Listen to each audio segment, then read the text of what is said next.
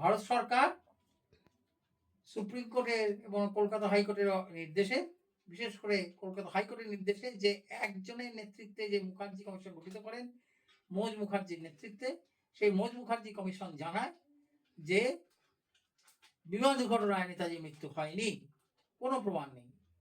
Taiwan সরকার তো জানিয়েছি, কিন্তু তৎকালীন কংগ্রেস সরকার সেটি গ্রহণ করেনি। লোকসভায় সেটা যায়নি, যাওয়ার পর লোকসভার পটলে সেটা রাখা হয়নি এবং তারা সেটা গ্রহণ করেননি। তারা স্বীকার করেননি যে নেতাজির মৃত্যু হয়নি। এরা কংগ্রেস সরকার এবং কংগ্রেসের নেতৃবৃন্দ, কংগ্রেসের তৎকালীন প্রধানমন্ত্রী এবং কংগ্রেসের সরকার স্বীকার করেনি। পরবর্তীকালে আরেকটা কথা এখানে বলা দরকার, যে খোসলা কমিশন এবং সানওয়াজ কমিশনের রিপোর্ট যে নেতাজি মারা গেছেন বিমান দুর্ঘটনায়, মোরারজি দেশাইয়ের সরকার সেটা কিন্তু নাকচ করে দেয়। এরপর এই যে অ্যানিতা পাল,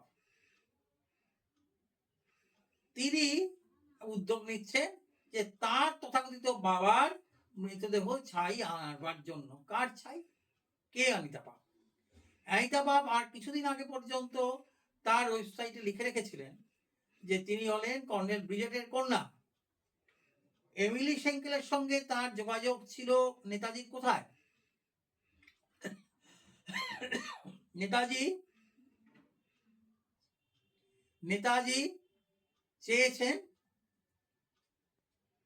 চেয়েছেন যখন তার বইয়ের কাজ হচ্ছে, সেই বইয়ে তিনি কি করেছেন? টাইপের কাজ করেছেন এমিলি সেঙ্কেল।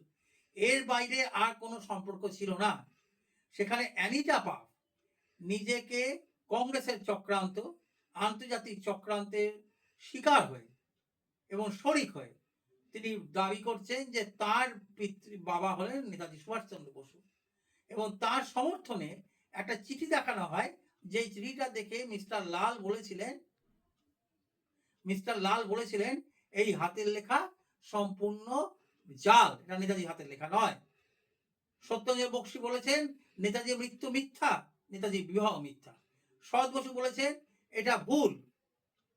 সেখানে কি করে দাবি করতে পারেন তার বাবার ছাই আনবেন, যেখানে ছাইটি মিথ্যা, কন্যা মিথ্যা, স্ত্রী মিথ্যা, তার পরিবার সাজানো মিথ্যা। এবং একে সমর্থন যারা করছেন সেই কংগ্রেস, সেই আন্তর্জাতিক শক্তি এবং বসু পরিবার, তার পেছনে কারণ কি আছে? কারণ আছে আন্তর্জাতিক চাপ, বিদেশি চাপ এবং বিদেশি মুদ্রা, বিদেশি সম্মান, ভারতবর্ষের সম্মান। তাই আমরা এর প্রতিবাদ জানাই। নেতাজি ছাই আনবার, তথাকথিত ছাই আনবার কোনো চেষ্টা হলে ভারতবর্ষে সমস্যা তৈরি হবে। আমরা তাই এর প্রতিবাদ জানাই। জয় হিন্দ।